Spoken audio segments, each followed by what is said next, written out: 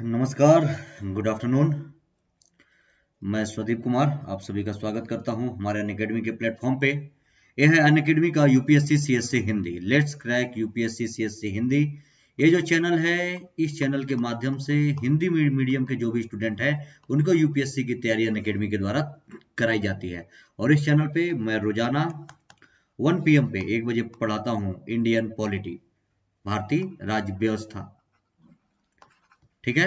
आप लोगों को पता ही है कि अनअकैडमी इंडिया का लार्जेस्ट लर्निंग प्लेटफॉर्म है। इसका सब्सक्रिप्शन लेकर के आप घर बैठे ऑनलाइन तरीके से अपनी तैयारियों को आगे बढ़ा सकते हैं।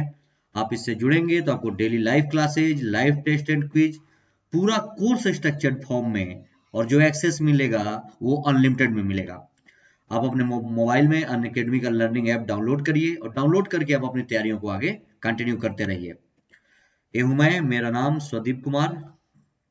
मेरे बारे में ये है मेरे टेलीग्राम चैनल का लिंक, ये है अनअकैडमी का प्रोफाइल लिंक। इसे इन दोनों को आप लोग फॉलो कर लेंगे। ये जो टेलीग्राम चैनल का लिंक है, इस पे मैं अपने सभी क्लास का लिंक और उस क्लास का पीडीएफ फॉर्म में मैटर अपलोड कर देता हूँ।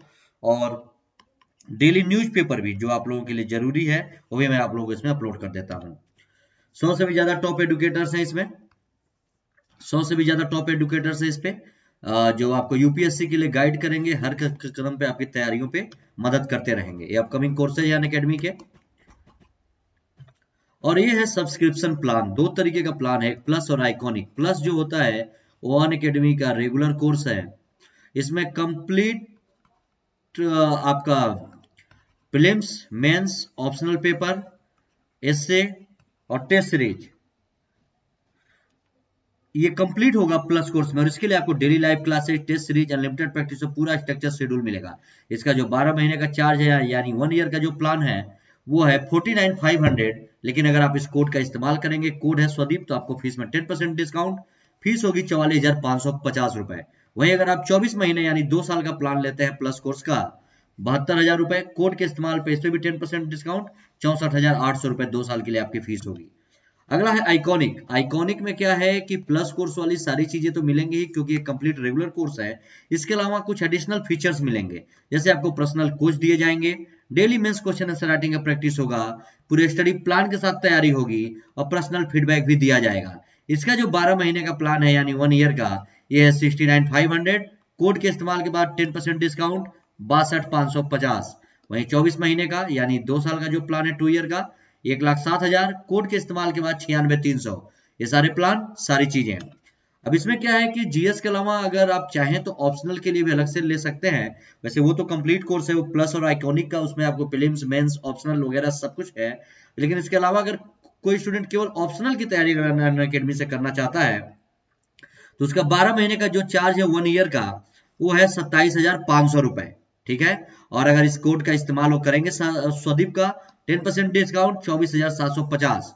अगर 24वें महीने का ऑप्शनल का ले लेते हैं 2 ईयर का, 40,000 रुपए, कोड के इस्तेमाल के बाद 36,000। ये सारी चीजें, सारे प्लान। अनअकैडमी कॉम्बैट के बारे में आपको पता ही है। अनअकैडमी कॉम्बैट के बारे में इसमें क्या है कि ये 20 तारीख को है।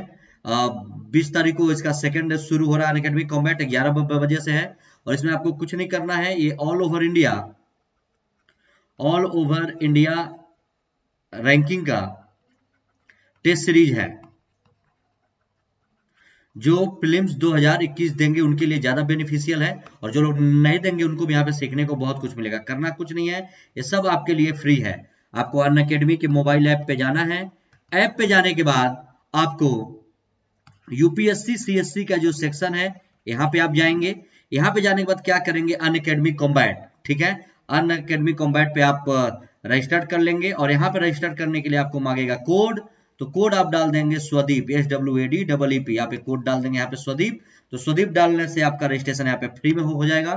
45 मिनट का पूरा सेक्शन होगा, 60 क्वेश्चन आएंगे और टोटल 13 इसमें टेस्ट होंगे। ठीक है।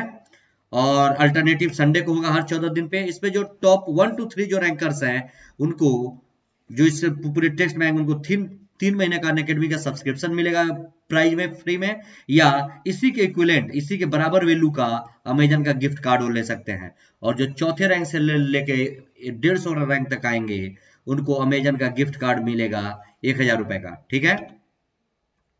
और ये है यूपीएससी सीएससी 2021 अनअकैडमी का। 6 महीने बचे अनअकैडमी के लिए। तो इसमें ये स्टार्ट हो रहा है जीएस का बैच बाइलिंगुअल 21 दिसंबर से। ठीक है, 21 दिसंबर से शुरू हो रहा है। तो आप लोग इसको ध्यान में रखेंगे और देखेंगे क्या क्या चीजें हैं इसमें। और ये फुल सिलेबस इसमें कवर होगा। टॉप एडुकेटर्स पढ़ाएंगे, फिल्म्स टेस्ट होगा इसमें with analysis, PDF study material, पूरा doubt clearing class, interview preparation वगैरह सब कुछ होगा। और ये 6 महीने का एक फिल्म्स का कोर्स है। जीएस 1 साल का भी फाउंडेशन है और सेकेंड 2 साल का भी फाउंडेशन है। इसमें किसी में आप एडमिशन लेंगे, एडमिशन के समय कोड डालेंगे स्वदीप SWADEEP, तो आपको फीस में डिस्काउंट मिल जाएगा। और ये भी और कोर्सेज हैं जो 21 तारीख से शुरू हो रहे हैं। 6 महीने के बाइलिंगुअल, हिंदी, इंग्लिश, 2022 के फाउंडेशन कोर्स, ये सारे चीज 2023 के, ये जरूर देख ले लीजिएगा क्या क्या चीजें हैं। और आइकॉनिक का जो प्राइज है, आइकॉनिक का एक सेकंड, आइकॉनिक का प्राइस हाइक होने वाला है आने वाले समय में। तो आइकॉनिक का सब्सक्रिप्शन जिसको लेना हो ले लें। और ये कनेक्ट विथ योर, इसमें आप लेंगे तो अपने पर्सनल बैच से कनेक्ट हो सकते हैं। Customise your study plan, attend study booster session, be part of high intensity workshop, practice answer writing daily, और accelerate your preparation with daily content, और mains test series with evaluation. ये सारा कुछ होगा, तो जरूर ध्यान में रखेंगे और चीजों को देखते चलेंगे। और आप लोगों को पता ही है कि यहाँ पे हम लोग पढ़ रहे हैं क्या, भारतीय राज्य व्यवस्था, रोजाना 1 बजे से 1 PM से। इंडियन पॉलिटी जो जीएस के पॉइंट ऑफ व्यू से हम लोग पढ़ते हैं। और ये प्री कम मेंस का ये टॉपिक है। इसमें प्री कम मेंस के पॉइंट ऑफ व्यू से हम पढ़ेंगे, इसमें प्री और मेंस दोनों के लिए। और पॉलिटी में हम लोग पढ़ रहे हैं अपने मूल अधिकार, फंडामेंटल राइट के बारे में, एफआर में हमने पढ़ लिया समानता का अधिकार और स्वतंत्रता का अधिकार, इसकी क्लास हो चुकी है।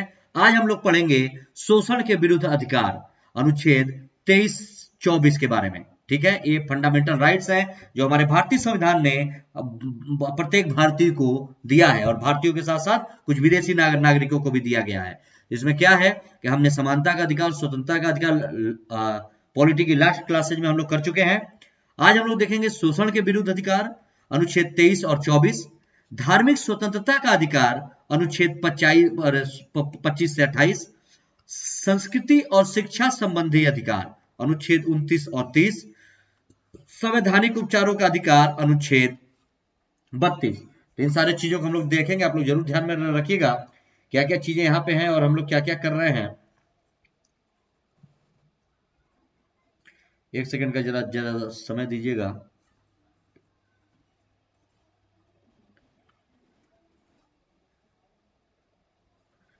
तो ये हम लोग का जो भी चलेगा, ये प्री कम मेंस के पॉइंट ऑफ व्यू से चलेगा। आप लोग इसको जरूर ध्यान में रखेंगे क्या है कैसे है सारी चीजों का। और इस पे क्या है कि जो इसके कॉन्सेप्ट हैं वो आपको प्रीलिम्स के पॉइंट ऑफ व्यू से इंपॉर्टेंट होंगे, और जो बाकी हम लोग पढ़ेंगे वो मेंस के पॉइंट ऑफ व्यू से इसमें इंपॉर्टेंट होंगे। एक सेकंड जरा, ये कुछ चलना है मेरा, चलिए ठीक है। तो क्या है, एक एक करके हम लोग देखते हुए चलते हैं। तो पहला हम लोग देखेंगे शोषण के विरुद्ध अधिकार क्या कह रहा है, ध्यान से एक एक टॉपिक इंपॉर्टेंट देखते हुए। शोषण के विरुद्ध अधिकार, अनुच्छेद 23 और 24, आर्टिकल 23 और 24, शोषण के विरुद्ध अधिकार क्या कह रहा है कि अनुच्छेद 23 के द्वारा बेगार तथा इसी प्रकार का अन्य जबरदस्ती लिया हुआ श्रम निषिद्ध ठहराया गया है। मतलब हमारे संविधान का जो अनुच्छेद 23 है उसके द्वारा हमारे भारतीय नागरिकों से किसी प्रकार की बेगारी बोले तो काम करा के पैसा न देना, बेगारी या जबरदस्ती आप किसी से काम नहीं करा सकते। काम के बदले आपको पैसे देने होंगे, जबरदस्ती नहीं करा सकते, बेगारी नहीं करा सकते।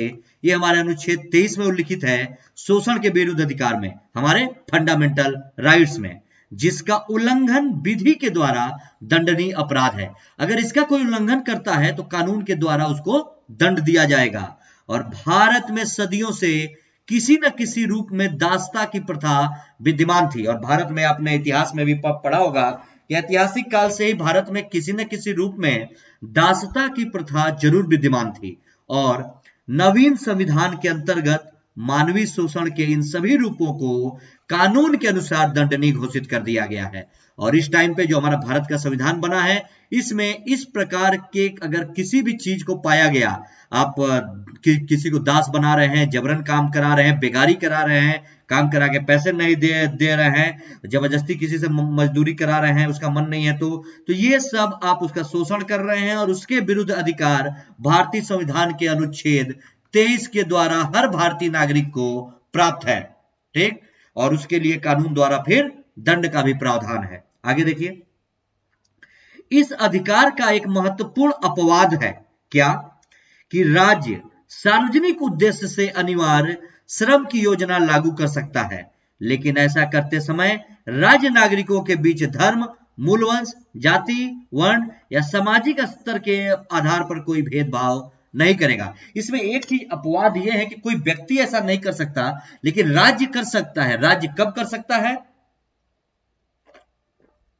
एक मिनट, राज्य तब करेगा कोई ऐसा काम जो सार्वजनिक उद्देश्य के लिए अनिवार्य है, सभी के लिए, जिसमें सबकी भलाई है। अगर कोई ऐसा कार्य करना हो तो राज्य इस प्रकार का कार्य करा सकता है, लेकिन ऐसा करने के लिए राज्य ऐसा नहीं है कि वो किसी पर्टिकुलर किसी धर्म के लोगों से या किसी जाति के लोगों से या किसी वर्ण के लोगों से कराएगा, नहीं, वो सबसे करा सकता है। उसके बीच वो इस प्रकार का कोई भेदभाव नहीं करेगा, यानी धर्म, मूलवंश, जाति, वर्ण या सामाजिक स्तर का कोई भेदभाव नहीं है। अगर इस तरीके का कोई कार्य कराना है तो यह राज्य करा सकता है, वो भी उस कार्य को जो सार्वजनिक उद्देश्य के लिए, सभी के भलाई के लिए अगर कोई कार्य है तो।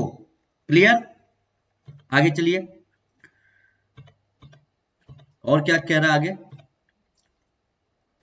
अनुच्छेद 23 बेगार यानी इच्छा के विपरीत, किसी की इच्छा के विपरीत और बिना मजदूरी दिए काम करना। अनुच्छेद 23 के तहत बेगार है, और बेगार का मतलब ये होता है कि किसी की इच्छा के विपरीत उससे काम कराना, जबरदस्ती काम कराना, बिना मजदूरी दिए काम कराना, ये सब इसके अंतर्गत आते हैं। जैसे भारत सरकार घोषणा करे कि एम्स से निकले सभी डॉक्टर डिग्री मिलने के बाद 3 वर्ष तक ग्रामीण इलाके में सेवारत होंगे, यह वैध है, परंतु यहाँ पे धर्म, जाति के आधार पर भेदभाव की अनुमति नहीं है। अब जैसे क्या हुआ कि अनुच्छेद 23 के आधार पे आप किसी से जबरदस्ती नहीं करा सकते, लेकिन अगर राज्य या राज्य सरकार चाहे तो सार्वजनिक उद्देश्य के रूप में ये एक अपवाद है कि ऐसे चीज कर सकती है, और उसमें वो किसी प्रकार का भेदभाव नहीं करेगी धर्म, जाति, मूलवंश और सामाजिक भेदभाव या वर्ण के आधार पर। जैसे उदाहरण में ये वही कह रहा है कि भारत सरकार अगर ये घोषणा करे कि एम्स से जो भी पास आउट हुए हैं डॉक्टर, उनको जाकर के 3 वर्ष के लिए या कुछ वर्ष के लिए वो पहले जाकर के ग्रामीण सेवा में काम करेंगे, तो ये जो इस तरीके के आदेश होते हैं, ये सार्वजनिक उद्देश्य के हित में आदेश होते हैं कि ग्रामीण सेवा में जाएंगे, वहां पे कार्य करेंगे, ठीक है, तो ग्रामीणों को इससे बहुत सारी चीजें मिलेंगी, तो ये वैध है। इस तरीके का चीज वैध है अगर राज्य सरकार करती है, क्यों? सार्वजनिक हित के उद्देश्य से। परंतु यहाँ पे वो धर्म, जाति और वर्ण और सामाजिक स्तर में भेदभाव नहीं। जाएंगे तो एम्स से पास आउट हुए इस वर्ष के, अगर ऐसा कहा कि इस वर्ष के एम्स से पास आउट हुए लड़के अगले 3 सालों के लिए यहाँ पे जाना है, तो सारे का सारा बैच जाएगा। क्लियर? ये है। अगला है बाल श्रम का निषेध, अनुच्छेद 24 में। अनुच्छेद 23 में है बेगार और अनुच्छेद 24 में है शोषण के विरुद्ध अधिकार में 2 अनुच्छेद हैं, 23 और 24।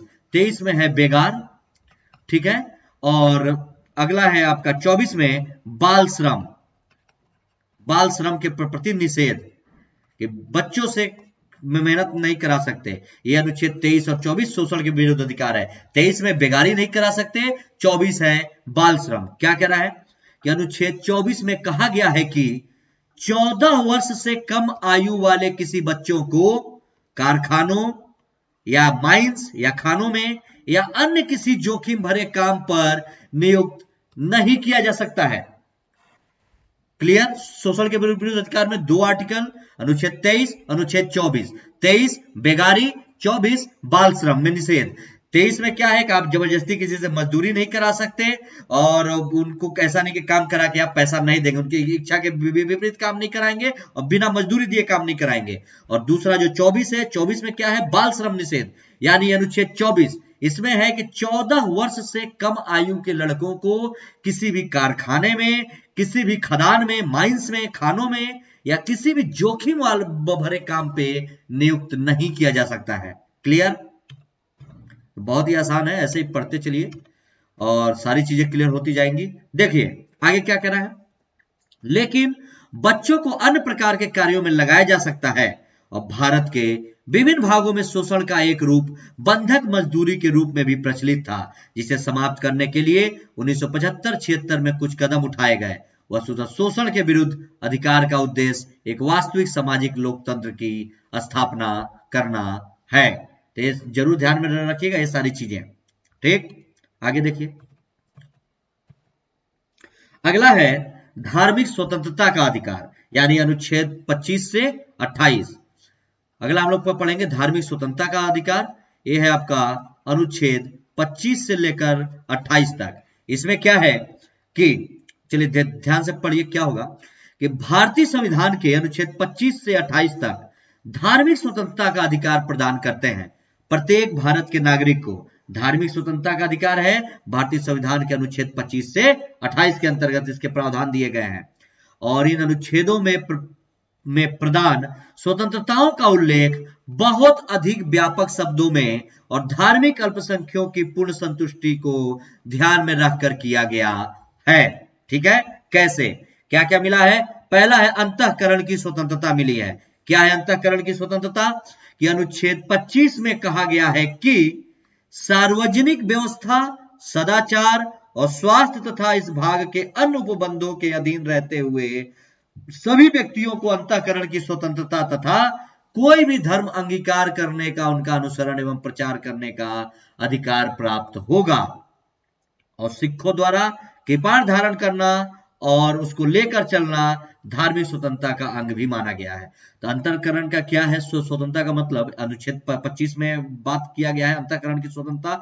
इसमें है कि सार्वजनिक व्यवस्था, सदाचार और स्वास्थ्य इस भाग के उपबंधों के अधीन रहते हुए सभी व्यक्तियों को अंतःकरण की स्वतंत्रता है कि कोई भी धर्म अंगीकार कर सकते हैं, यानी स्वीकार कर सकते हैं, उसका पालन कर सकते हैं, उसका प्रचार कर सकते हैं। व्यक्तियों को आदेश है और सिखों को इसी अंतःकरण की स्वतंत्रता के आधार पर दिया गया है। वो कृपाण आप लोग देखे होंगे, वो एक छोटा सा ये चाकू टाइप का होता है, वो धारण करते हैं, उसको कृपाण कहते हैं। वो धारण कर सकते हैं और उसको लेकर चल सकते हैं। ठीक है, वैसे ये सब लेके घूमना और लोगों के लिए नहीं है, लेकिन उनके धर्म का अंग है।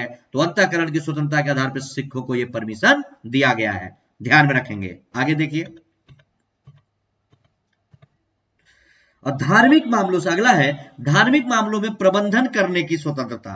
क्या क्या? ये है अनुच्छेद 26 के अंदर कि अनुच्छेद 26 के तहत प्रत्येक धर्म के अनुयायियों को निम्न अधिकार प्रदान करता है। प्रत्येक धर्म के अनुयायियों को अनुच्छेद 26 क्या कि धार्मिक संस्थाओं तथा दान से स्थापित सार्वजनिक सेवा संस्थाओं की स्थापना तथा उनके पोषण का अधिकार।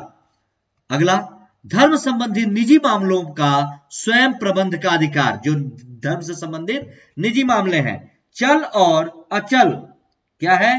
चल और अचल संपत्ति के अर्जन और स्वामित्व का अधिकार और उस संपत्ति का विधि के अनुसार संचालन करने का अधिकार है। धार्मिक मामलों से संबंधित अधिकार है, ये आप लोग ध्यान में रखेंगे। ठीक है, और क्या कह रहा है आगे पॉइंट देखिए, और क्या क्या चीजें हैं कि वस्तुतः अनुच्छेद 26 और अनुच्छेद 25 का एक उप सिद्धांत मात्र है। अनुच्छेद 26 जो है अनुच्छेद 25 का एक उप सिद्धांत है, ये जरूर ध्यान में रखेंगे। एक सेकंड का जरा समय दे दीजिए।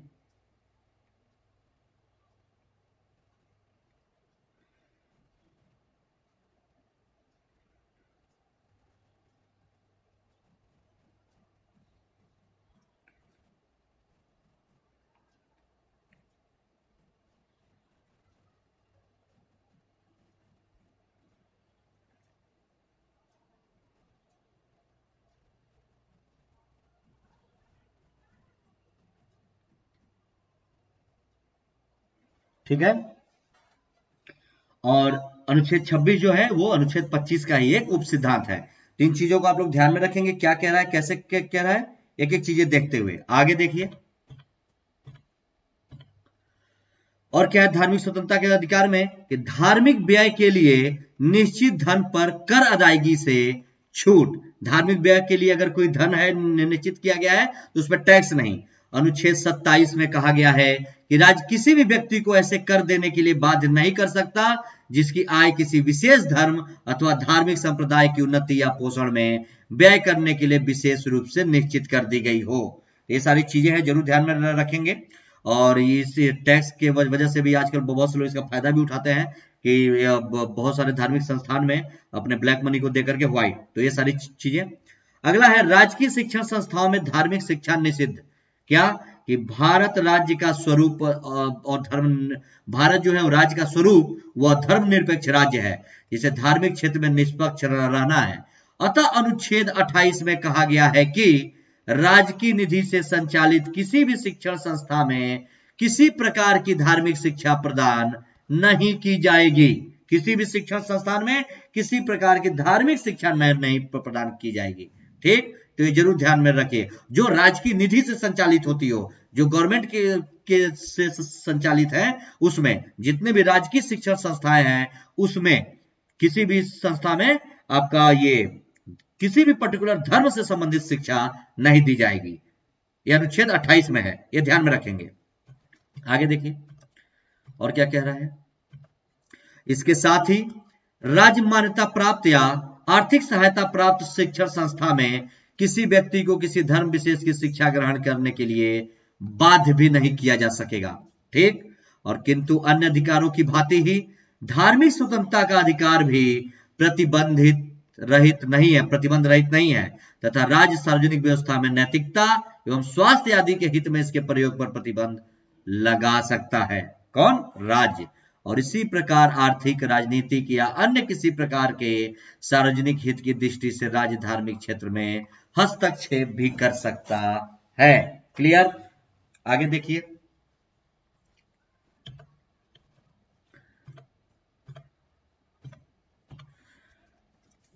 कि राज्य सामाजिक हित और मधार संबंधी कार्य भी करता है और चाहे ऐसा करते हुए धार्मिक क्षेत्र में हस्तक्षेप ही क्यों ना करना पड़े।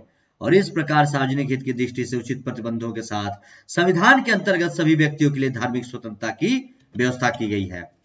अगला है, जैसे कुछ चीजें हैं कि पूजा स्थल में प्रवेश करना महिलाओं का मूल अधिकार, ये भी कुछ मामले हैं इससे संबंधित, धार्मिक स्वतंत्रता से संबंधित। ये भी देखिए कि पूजा स्थल में प्रवेश करना महिलाओं का मूल अधिकार। क्या कह रहा है कि बंबई उच्च न्यायालय ने 2 अप्रैल 2016 को कहा कि कोई भी कानून पूजा स्थल पर महिलाओं के प्रवेश को वर्जित नहीं करता और इस संदर्भ में किसी भी प्रकार के लिंग आधारित असमानता को सहन नहीं किया जा सकता।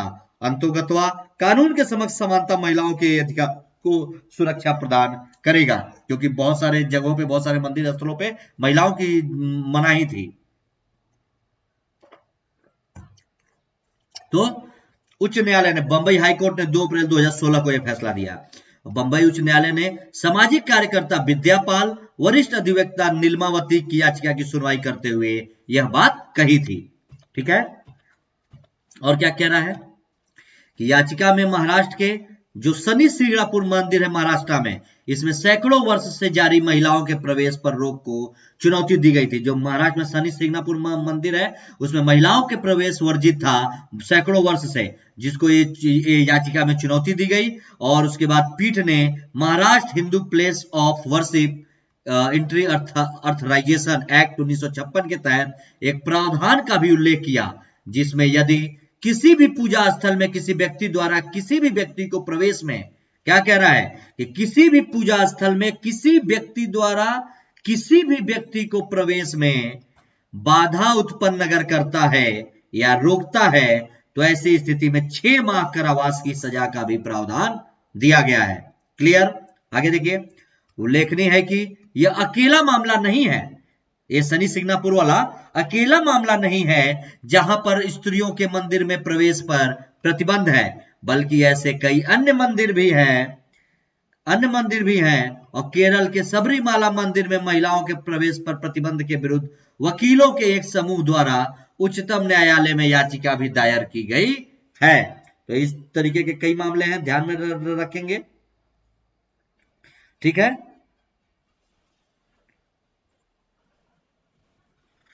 कि उल्लेखनीय है कि यह अकेला मामला नहीं है कि जहां स्त्रियों के मंदिर प्रवेश पर प्रतिबंध है, बल्कि ऐसे कई अन्य मंदिर भी हैं, जैसे केरल का सबरीमाला मंदिर, में महिलाओं के प्रवेश पर प्रतिबंध के विरुद्ध महिलाओं के एक समूह द्वारा उच्चतम न्यायालय में भी याचिका दर्ज की गई है और उच्चतम न्यायालय ने इस याचिका पर सुनवाई करते हुए कहा था कि संविधान के तहत ऐसा नहीं किया जा सकता और मंदिर धार्मिक आधार पर तो प्रवेश पर पाबंदी लगा सकते हैं लेकिन लैंगिक आधार पर नहीं लगा सकते। हालांकि उच्चतम न्यायालय ने इस पर अंतिम फैसला नहीं सुनाया पर न्यायालय का रुख संवैधानिक आधार वाले उसके तर्क से जाहिर हो गया है। ठीक है, एक सेकंड का ज्यादा समय देंगे।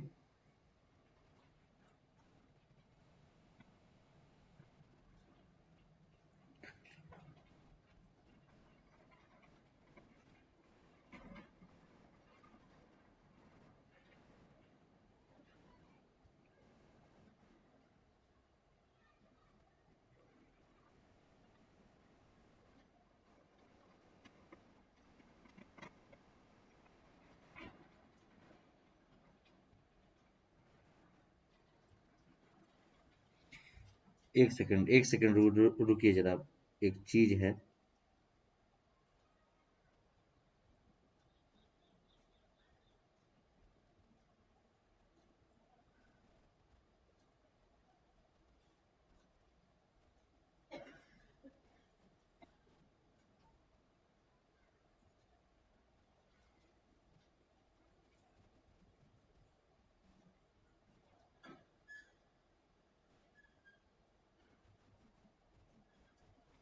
क्या है, एक चीज देखिए कि आ, ये जो सबरीमाला मंदिर वाला जो मामला है उच्चतम न्यायालय ने इस पे कोई फैसला नहीं दिया लेकिन ये तकरीबन तकरीबन ये मामला सबरीमाला का मंदिर एक बार खुल चुका था महिलाओं के प्रवेश के लिए लेकिन बीच में क्या हुआ कि वहां पे इतना ज्यादा हंगामा और ये सारी चीजें हुई वो महिलाएं प्रवेश तो नहीं कर सकी लेकिन दरवाजा खुल चुका था।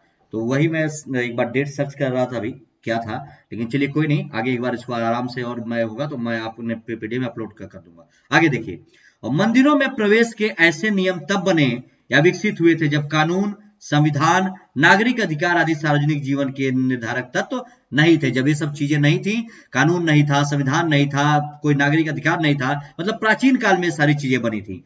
परंतु ये वर्तमान समाज की अहम कसौटियां हैं, इसलिए इनके और समाज की अनेक रूढ़ियों और परंपरा के मध्य द्वंद्व भी खड़ा हो जाता है। इन सारे चीजों के बारे में देखिएगा आगे और क्या कह रहा है। उल्लेखनीय है कि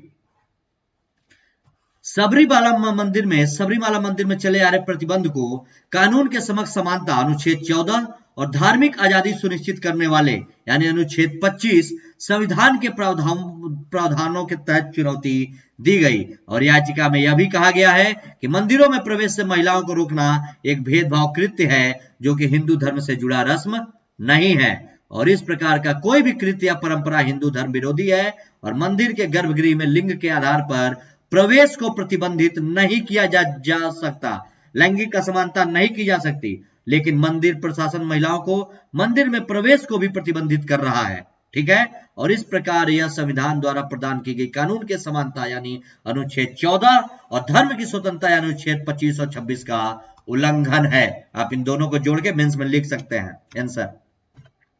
अगला जो है हमारा वो है संस्कृति और शिक्षा संबंधी अधिकार, अनुच्छेद 29 और 30। अनुच्छेद 29 और 30 क्या कह रहा है, संस्कृति और शिक्षा संबंधी अधिकार के बारे में कि हमारे संविधान के द्वारा भारत के सभी नागरिकों को संस्कृति और शिक्षा संबंधी स्वतंत्रता का अधिकार प्रदान किया गया है। अनुच्छेद 29 और 30। अनुच्छेद 29 के अनुसार क्या है, अनुच्छेद 29 के अनुसार नागरिकों के प्रत्येक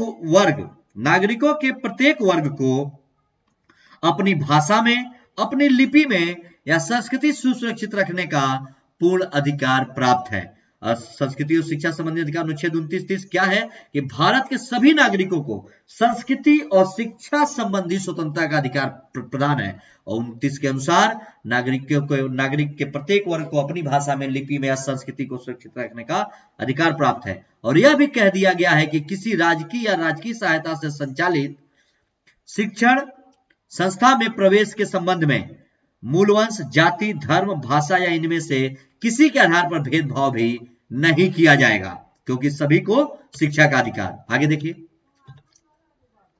अनुच्छेद 30 के अनुसार क्या कह रहा है? अनुच्छेद 30 के अनुसार धर्म या भाषा आधारित सभी अल्पसंख्यक वर्गों को, जितने माइनॉरिटीज हैं, उनको धर्म या भाषा आधारित अपनी रुचि की शैक्षणिक संस्थाओं की स्थापना, उनके प्रशासन का अधिकार होगा। अनुच्छेद 30 के अनुसार कि धर्म और भाषा के आधार पे अल्पसंख्यक वर्ग जो भी हैं, जो भी माइनॉरिटीज हैं, उनको अपनी रुचि के आधार पर शैक्षिक संस्थाओं की स्थापना कर सकते हैं और उनके प्रशासन का अधिकार भी कर सकते हैं। और यह भी व्यवस्था की गई है कि शिक्षण संस्थाओं को अनुदान देने में राज्य इस आधार पर भेदभाव नहीं करेगा कि वे धर्म या भाषा पर आधारित किसी अल्पसंख्यक वर्ग के अधीन है। यह भी व्यवस्था है कि राज्य सारे शिक्षण संस्थाओं को जरूरत पड़ी तो अनुदान देगा, मतलब जो अल्पसंख्यक वर्गों के शिक्षण संस्थान है उस पर इस आधार पर कोई भेदभाव नहीं होगा। और 44वें संविधान संशोधन द्वारा संपत्ति के मौलिक अधिकार को समाप्त करने का जो कार्य किया गया है, ये आगे इसके आगे पढ़िए तो संस्कृति और शिक्षा संबंधी खत्म। इसके आगे क्या कह रहा है कि जो संपत्ति का हमारा मौलिक अधिकार था उसको हमारे 44वें संविधान संशोधन द्वारा समाप्त करने का, उसके संबंध में यह स्पष्ट कर दिया गया है कि इसमें अल्पसंख्यकों की अपनी रुचि शिक्षण संस्थाओं की स्थापना तथा इन शिक्षण संस्थाओं के प्रशासन के अधिकार पर इस वजह से कोई आघात नहीं पहुंचेगा। ठीक है, आगे देखिए अनुच्छेद 30 क्या कह रहा है इसमें?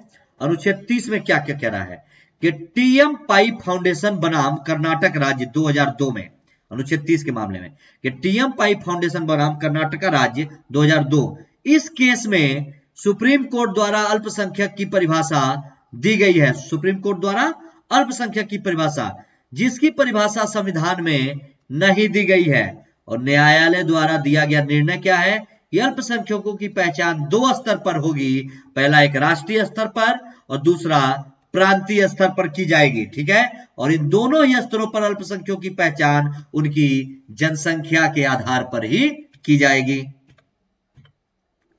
राष्ट्रीय स्तर पे कैसे, क्या कह रहा है? राष्ट्रीय स्तर पे अल्पसंख्यक की पहचान कैसे कि हिंदू बहुसंख्यक है, ठीक, भारत में, और शेष समुदायों में जिनमें सरकार मान्यता दे वे अल्पसंख्यक माने जाएंगे, हिंदुओं के अलावा भारत में।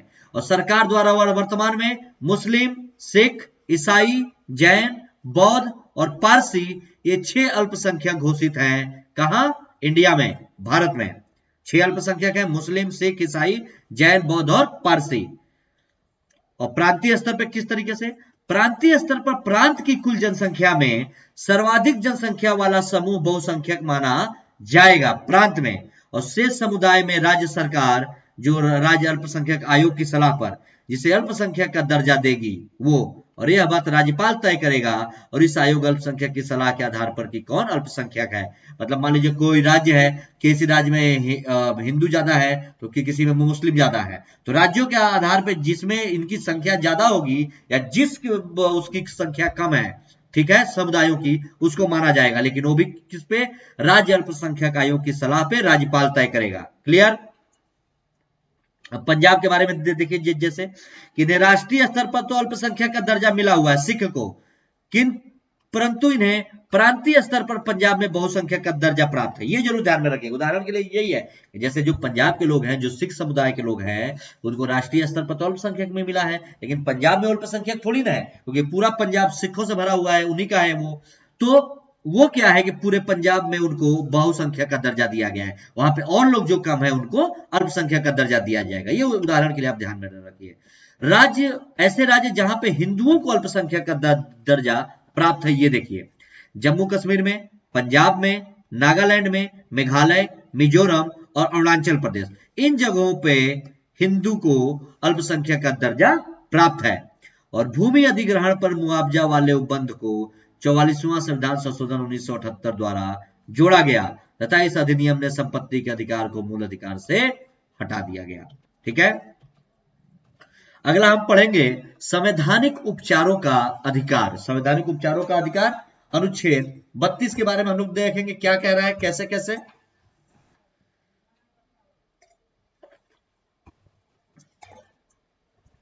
संवैधानिक उपचारों का अधिकार अनुच्छेद 32 क्या है, इसमें देखिए, संविधान में मौलिक अधिकारों के उल्लेख से अधिक महत्वपूर्ण बात उन्हें क्रियान्वित करने की व्यवस्था है, जिसके बिना मौलिक अधिकार अर्थहीन सिद्ध होंगे।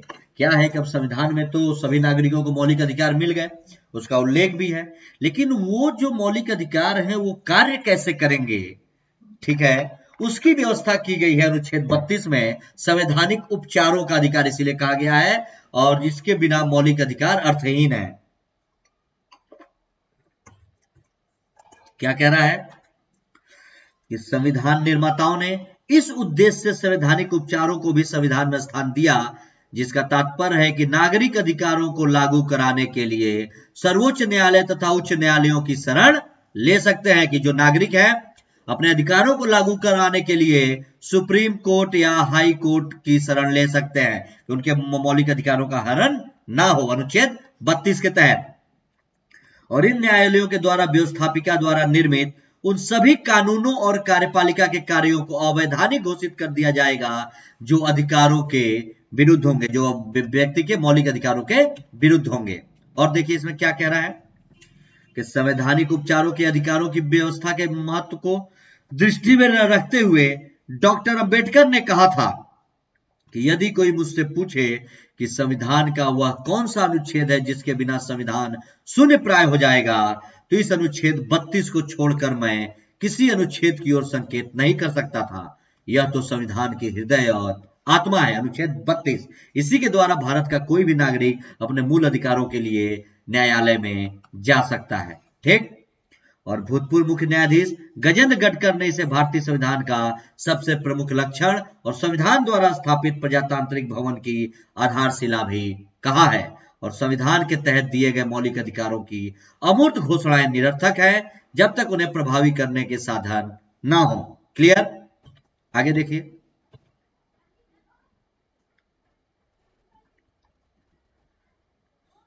संवैधानिक उपचारों के अधिकार में और क्या क्या पॉइंट कह रहा है कि न्यायपालिका को यह अधिकार है कि मौलिक अधिकार को छीनने या न्यून करने वाली विधि को विस्तार शून्य घोषित कर दे, और न्यायालय यह न्यायिक कार्य व्यक्ति की याचिका से या सुमोटो यानी स्वयं की प्रेरणा से या जनहित याचिका के आधार पर कर सकती है।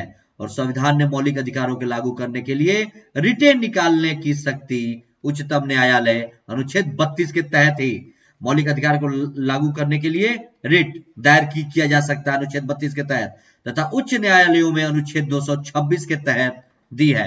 हाई कोर्ट में अनुच्छेद 32 के सुप्रीम कोर्ट में अनुच्छेद 32 के तहत रिट, और उच्च न्यायालय में अनुच्छेद 226 के तहत रिट, ठीक।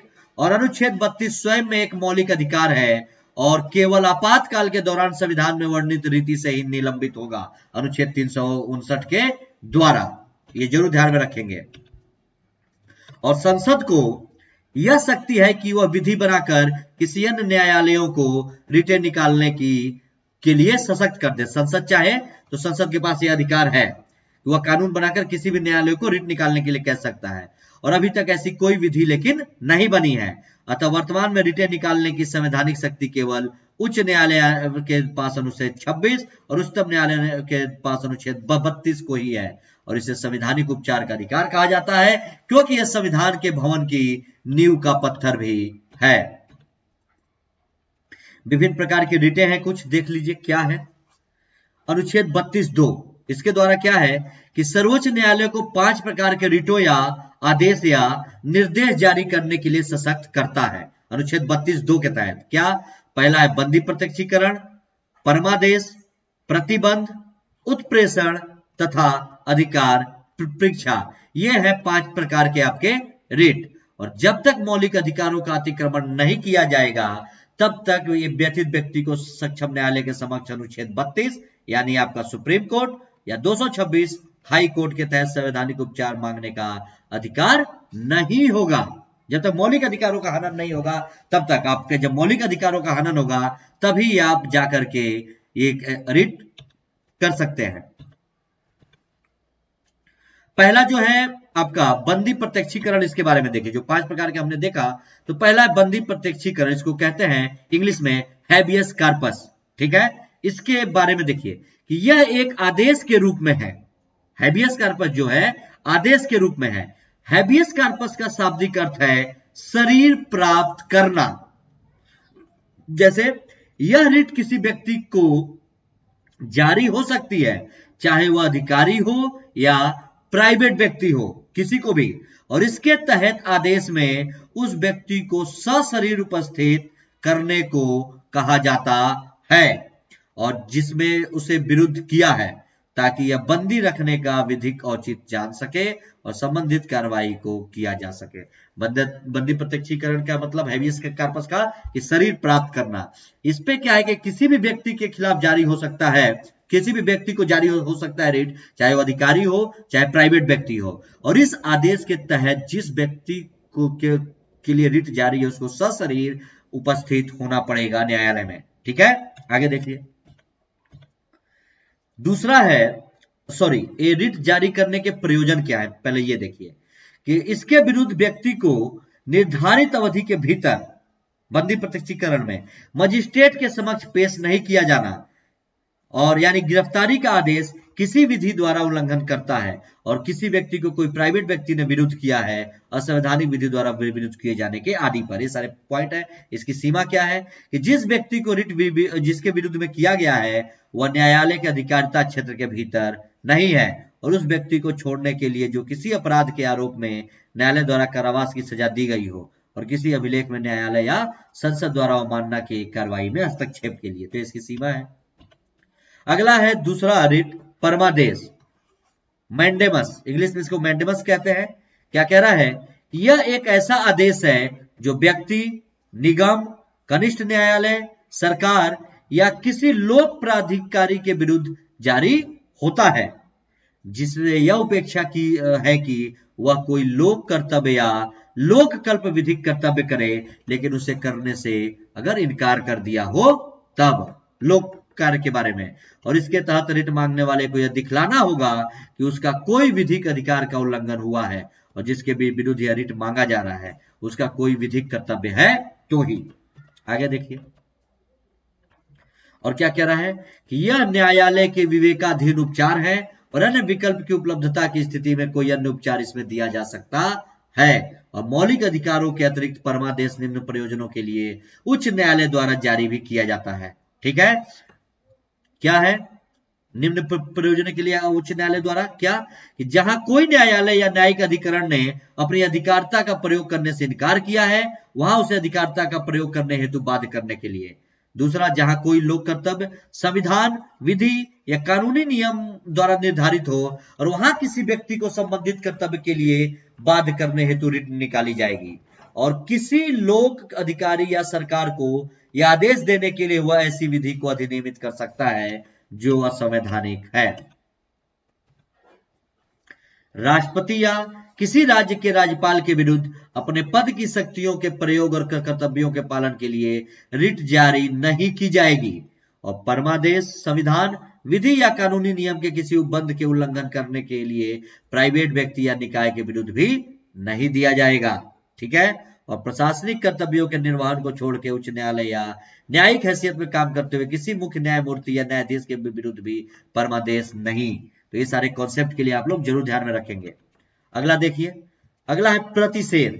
यह क्या कह रहा है प्रतिषेध रिट के बारे में, कि यह रिट किसी वरिष्ठ न्यायालय द्वारा किसी कनिष्ठ न्यायालय या अधिकरण के लिए जारी की जाती है। कि कोई मतलब इसमें आपका सुप्रीम कोर्ट, हाई कोर्ट के लिए जारी कर सकता है, हाई कोर्ट डिस्ट्रिक्ट कोर्ट के लिए, और अपने अधिकार क्षेत्र से बाहर जाने से रोकने के लिए, अर्थात मतलब वो अपने अगर अधिकार क्षेत्र से बाहर जा रहा है तो यह कनिष्ठ न्यायालय को, अधिकरण को अपनी विधि सीमाओं या अधिकारिता से बाहर जाने के लिए प्रतिबंधित करते। जो छोटे न्यायालय हैं उनके लिए ऊपर का न्यायालय जारी कर सकता है, अर्थात मामले लंबित होने की स्थिति में निर्णय देने से पूर्व जारी किया जाता है, और यह रिट न्यायिक कृत्यों के विरुद्ध ही दिए जाते हैं, और यह रिट विधायी या कार्यपालिका कृत्यों के विरुद्ध नहीं दी जाती है,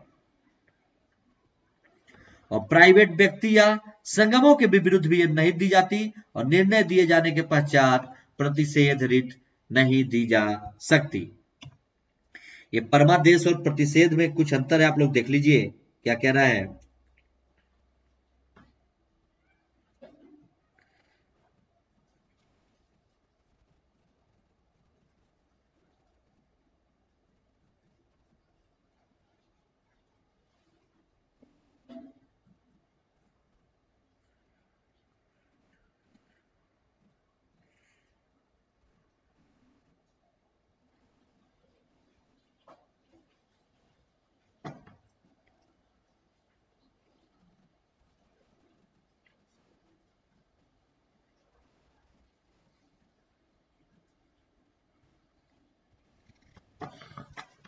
परमादेश और प्रतिषेध में क्या अंतर है ये देखिए। क्या कह रहा है कि यह कुछ कार्य करने का आदेश देते हैं। परमादेश जो होते हैं कुछ कार्य करने का आदेश, और प्रतिषेध जो है उस कार्य को निष्क्रिय बनाती हैं।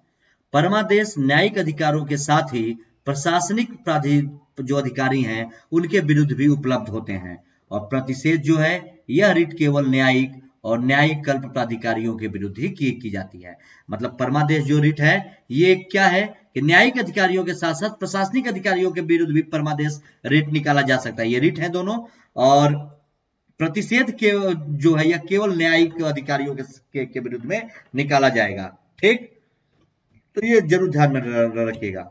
आगे देखिए और क्या कह रहा है। उत्प्रेषण के बारे में देखिए क्या कह रहा है। उत्प्रेषण में रिट है कि यह न्यायालयों द्वारा न्यायिक या न्यायिक कल्प शक्तियों का प्रयोग करने वाले अधिकरण के विरुद्ध दिए जाते हैं, और यह आदेश या विनिश्चय को विखंडित करने के लिए जारी होता है। और उत्प्रेषण तभी दिया जा सकता है जब आदेश दे दिया गया है, अर्थात आदेश के पश्चात। आगे देखिए और क्या कह रहा है कि कोई न्यायालय स्वयं को या किसी ऐसे अधिकरण को जो उसे कनिष्ठ या उससे अधीनस्थ नहीं है यह रिट जारी नहीं किया जा सकता। और उच्च न्यायालय स्वयं को अपने प्रशासनिक हैसियत के विरुद्ध तो रिट जारी कर सकता है और न्यायिक हैसियत के विरुद्ध जारी नहीं कर सकता है। तो आप लोग इन चीजों को ध्यान में रखेंगे क्या कह रहा है। और एक उच्च न्यायालय दूसरे उच्च न्यायालय को रिट जारी नहीं कर सकता। एक हाईकोर्ट दूसरे हाईकोर्ट को नहीं कर सकता, और उच्च न्यायालय की एक पीठ उसी न्यायालय की दूसरी पीठ को भी जारी नहीं कर सकती। ठीक, और कोई न्यायालय स्वयं को या किसी ऐसे अधिकरण को जो उससे कनिष्ठ या उससे अधीनस्थ नहीं है यह रिट जारी नहीं कर सकता। कोई भी न्यायालय जब भी करेगा अपने अधीनस्थ न्यायालय को ही करेगा। और उच्च न्यायालय स्वयं को अपने प्रशासनिक हैसियत के विरुद्ध तो रिट जारी कर सकता है, परंतु न्यायिक हैसियत के विरुद्ध नहीं कर सकता। उच्च न्यायालय स्वयं को उस अपने प्रशासनिक जो उसके अधीनस्थ है उनके खिलाफ कर सकता है रिट, लेकिन न्यायिक हैसियत के विरुद्ध नहीं। और एक उच्च न्यायालय दूसरे उच्च न्यायालय को रिट जारी नहीं कर सकता, और उच्च न्यायालय की एक पीठ उसी न्यायालय की दूसरी पीठ को भी रिट जारी नहीं कर सकती। और प्रतिषेध और उत्प्रेषण में क्या अंतर है यहाँ पे देख लीजिए। ठीक है कि प्रतिषेध और उत्प्रेषण में यहाँ पे ये आ गया, ये एक्चुअली यहाँ पे ये प्रतिषेध होगा। ठीक है ना, ये टाइपिंग मिस्टेक हो गया है, यहाँ पे प्रतिषेध होगा। ठीक, प्रतिषेध और उत्प्रेषण में क्या अंतर है। प्रतिषेध क्या है, यह एक आदेश या विनिश्चय के पूर्व की स्थिति है, और उत्प्रेषण पश्चावर्ती अवधारणा है उसके बाद की। और प्रतिषेध जब कार्रवाई लंबित हो तब की जाती है, उत्प्रेषण जब निर्णय दे दिए गए हो तब। आगे देखिए अगला है अधिकार परीक्षा। अधिकार परीक्षा के बारे में पढ़िए क्या कह रहा है। यह जो रिट है यह तब दी जाती है जब लोक पद पर बैठे किसी व्यक्ति के दावे की वैधता की जांच करना हो। अगर कोई व्यक्ति अगर लोक पद पर बैठा है और उसके दावे की वैधता की अगर जांच करना हो तब अधिकार परीक्षा। और यह एक विवेकाधीन उपचार है, इसे न्यायालय तथ्य एवं परिस्थितियों के अनुसार दे भी सकता है और उससे इनकार भी कर सकता है। ये न्यायालय के लिए विवेकाधीन है। और इसे जारी करने हेतु निम्न शर्तें, जैसे पद लोक पद होना चाहिए और वह किसी कानून द्वारा या स्वयं संविधान द्वारा सृजित होना चाहिए। पद निश्चित प्रकृति का होना चाहिए, अर्थात यह पद किसी व्यक्ति के प्रसाद या इच्छा पर आधारित नहीं होना चाहिए, और ऐसे पद पर नियुक्त करने में संविधान या कानूनी नियम का उल्लंघन हुआ हो तब। अब अनुच्छेद 32 और अनुच्छेद 226। अनुच्छेद 32 के तहत आपका सुप्रीम कोर्ट और अनुच्छेद 226 के तहत हाई कोर्ट। ठीक है, मैं रिट दायर करने की बात है तो क्या है ध्यान में रखिए। अनुच्छेद 32 के तहत इसके तहत सर्वोच्च न्यायालय को केवल मौलिक अधिकार, एक सेकंड, इसके तहत जो है सर्वोच्च न्यायालय को केवल मौलिक अधिकार के अतिक्रमण की स्थिति में रिट जारी की शक्ति दी गई है। अनुच्छेद 32 के अंतर्गत सुप्रीम कोर्ट को केवल मौलिक अधिकारों के अतिक्रमण की स्थिति में। और क्या कह रहा है अनुच्छेद 32 में कि उच्चतम न्यायालय भारत के राज्य क्षेत्र में किसी भी व्यक्ति या सरकार के विरुद्ध रिट जारी कर सकता है। अब सुप्रीम कोर्ट जो है भारत के राज्य क्षेत्र में किसी भी व्यक्ति या सरकार के विरुद्ध। और अनुच्छेद 32 स्वयं में एक मौलिक अधिकार है। ठीक, अनुच्छेद 226 के बारे में देखिए क्या कह रहा है कि यह जो शक्ति है यह उच्च न्यायालय से मौलिक अधिकारों के उल्लंघन की स्थिति मांगी जाती है, हाईकोर्ट से, और उच्च न्यायालय केवल संबंधित राज्य या जहां तक न्यायालय अधिकार का विस्तार है, उसी राज्य से संबंधित या जहां तक उस न्यायालय के का विस्तार है, मतलब हाईकोर्ट के, वहीं तक किसी भी व्यक्ति या सरकार के विरुद्ध ये रिट जारी कर सकता है। और अनुच्छेद 226 मौलिक अधिकार नहीं है। जरूर ध्यान में रखेंगे सारी चीजें। और क्या कह रहा है, और कुछ मौलिक अधिकारों से असंगत विधियां भी हैं, कुछ उनके बारे में भी देखिए क्या कह रहा है कि मौलिक अधिकारों से असंगत कुछ विधियां हैं, जैसे अनुच्छेद 13 वगैरह क्या कह रहा है। अनुच्छेद 13 के बारे में देखिए कि अनुच्छेद 13 यह घोषित करता है कि मौलिक अधिकारों से असंगत या उनका अल्पीकरण करने वाली विधियां शून्य होंगी। दूसरे शब्दों में ये न्यायिक समीक्षा योग्य है और यह शक्ति उच्चतम न्यायालय को अनुच्छेद 32 और उच्च न्यायालयों को अनुच्छेद 226 को प्राप्त है, जो किसी विधि को मौलिक अधिकारों को उल्लंघन होने के आधार पर गैर संवैधानिक या घोषित कर सकता है। अनुच्छेद 13 के अनुसार यह है कि मौलिक अधिकारों का उल्लंघन करने के लिए अगर व्यक्ति का मौलिक अधिकार का उल्लंघन होता है तो सुप्रीम कोर्ट अनुच्छेद 32 के तहत और हाई कोर्ट अनुच्छेद 226 के तहत उस विधि को, उस नियम को शून्य घोषित कर देगा अगर व्यक्ति के मौलिक अधिकारों का हनन होता है तो। ठीक।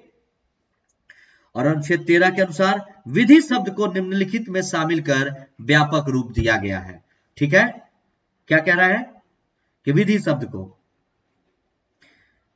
कैसे, विधि मतलब स्थायी विधियां, जैसे जो संसद या राज्य में विधानमंडल द्वारा पारित की जाती हैं, किए जाते हैं कानून, संसद या राज्य में विधानमंडल द्वारा जो विधियां या कानून पारित किए जाते हैं उसे स्थायी विधियां कहते हैं। अस्थायी विधियां जैसे राज्यपालों या राष्ट्रपति द्वारा जो अध्यादेश जारी किए जाते हैं, जो कानून जारी किए जाते हैं अध्यादेश, उनको अस्थायी विधियां कहा जाता है। जरूर ध्यान रखेंगे, इंपॉर्टेंट है। अगला है प्रत्यायोजित विधान। प्रत्यायोजित विधान के क्या है, कार्यपालिका विधान की प्रकृति में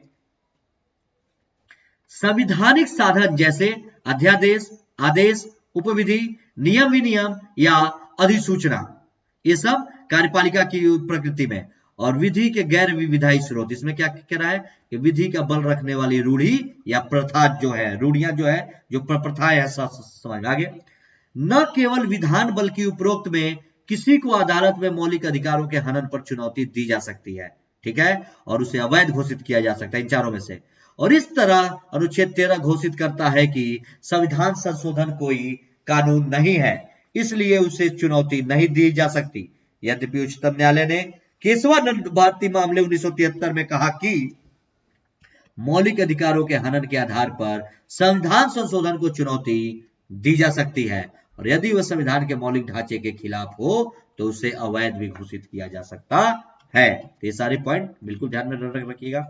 अब इस संपत्ति के अधिकार की वर्तमान स्थिति के बारे में क्या कह रहा है, पढ़ लीजिए कि इसको मूल अधिकार से हटा दिया गया है और इसको विधिक अधिकार कर दिया गया है। तो ये देखिए क्या क्या चीजें हैं कि संविधान लागू किए जाने के बाद से ही यह सोचा जा रहा था कि भारतीय संविधान द्वारा नागरिकों को प्रदान किया गया संपत्ति का मौलिक अधिकार सामाजिक आर्थिक न्याय की प्राप्ति में बाधक बन रहा है, और इस कारण संपत्ति के अधिकार को मौलिक अधिकार के रूप में नहीं बनाए रखा जाना चाहिए।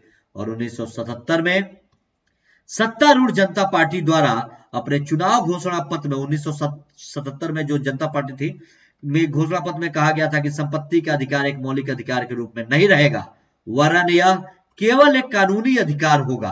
अतः संपत्ति के अधिकार के संबंध में 44वें संविधान संशोधन 1978 में निम्न प्रकार से व्यवस्थाएं की गई हैं। क्या, ये देखिए किस प्रकार की व्यवस्थाएं हैं कि संविधान का 44वां संविधान संशोधन 1978 के फलस्वरूप अनुच्छेद 19(1) और 31 को अपने सभी मापदंडों सहित निरसित कर दिया गया, हटा दिया गया है, ताकि इसके साथ ही संविधान के भाग 12 में एक नया अध्याय 4 जोड़ दिया गया है इसी संविधान संशोधन के द्वारा। इस नए अध्याय का शीर्षक है संपत्ति का अधिकार, और इसमें केवल एक ही अनुच्छेद है, अनुच्छेद 300 का, 44वें संविधान संशोधन 1978 के अधिनियम के द्वारा मौलिक अधिकारों से हटा करके संपत्ति के अधिकार को अनुच्छेद 300 क के अंदर डाल दिया गया और एक विधिक अधिकार हो गया। इस अनुच्छेद में कहा गया कि कोई व्यक्ति विधि के अधिकार के बिना अपनी संपत्ति से वंचित नहीं किया जा सकेगा। ठीक है, ये सारे पॉइंट को ध्यान में रखिएगा। आगे क्या कह रहा है? अतः संपत्ति के अधिकार के संबंध में 4 उपबंधों में से एक को छोड़कर शेष 3 उपबंध अब लुप्त हो गए हैं। केवल एक बचा है और वह भी मौलिक अधिकार के रूप में अब नहीं रहा है, केवल एक वैधानिक अधिकार के रूप में बच गया है। दूसरे शब्दों में, अब संपत्ति के अधिकार को अन्य मौलिक अधिकारों की भांति संवैधानिक संरक्षण प्राप्त नहीं है, अतः अब यह एक कानूनी अधिकार है और संवैधानिक अधिकार नहीं है। तो ये सारी चीजों को ध्यान में रखेंगे। आगे क्या कह रहा है कि इसका तात्पर्य यह है कि राज्य को व्यक्ति संपत्ति लेने का अधिकार प्राप्त है। राज्य व्यक्ति की संपत्ति ले सकता है, किंतु ऐसा करने के लिए उसे किसी विधि का प्राधिकार प्राप्त होना चाहिए। कोई कानून कहेगा तभी, और कार्यपालिका के आदेश द्वारा किसी व्यक्ति को उसकी संपत्ति से वंचित नहीं किया जा सकेगा। इसीलिए संपत्ति के अधिकार को विधि के द्वारा संरक्षण दिया गया और राज्य ऐसा केवल अपनी विधायी शक्ति के प्रयोग द्वारा ही कर सकता है और कार्यपालिका के आदेश के द्वारा नहीं कर सकता। वजीर चंद बनाम एपी राज्य मामले में, आंध्र प्रदेश राज्य मामले में जम्मू और कश्मीर की पुलिस के आदेश द्वारा याचिका की संपत्ति जब्त कर ली गई थी। जो याची था उसकी संपत्ति जब्त कर ली गई थी और उच्चतम न्यायालय ने यह भी निर्धारित किया था कि विधि के प्राधिकार के बिना याची की संपत्ति जब्त करना अविधि मान्य है, तो उसको इस तरीके से जब्त नहीं किया जा सकता। तो इन चीजों को ध्यान रखिएगा। आज का टॉपिक यहीं पर समाप्त होता है। कल मैं आप लोगों को पढ़ाऊंगा कि आज तो हमने मूल अधिकारों के बारे में पढ़ा, अभी मैं बताता हूँ। इसके पहले ये देख लीजिए, ये है मेरे टेलीग्राम चैनल के लिंक, इसे जरूर फॉलो करेंगे। ये है अनअकैडमी का प्रोफाइल लिंक, इसे भी फॉलो कर लेंगे। क्लास अच्छी लगी तो लाइक शेयर सब्सक्राइब जरूर करिए। और कल हम लोग पढ़ेंगे, अभी तो हमने हमारे मूल अधिकार कंप्लीट हो गए, जो मैंने मूल अधिकार के बारे में पढ़ाया। अब मूल अधिकारों के निलंबन के बारे में हम लोग कल के क्लास में देखेंगे।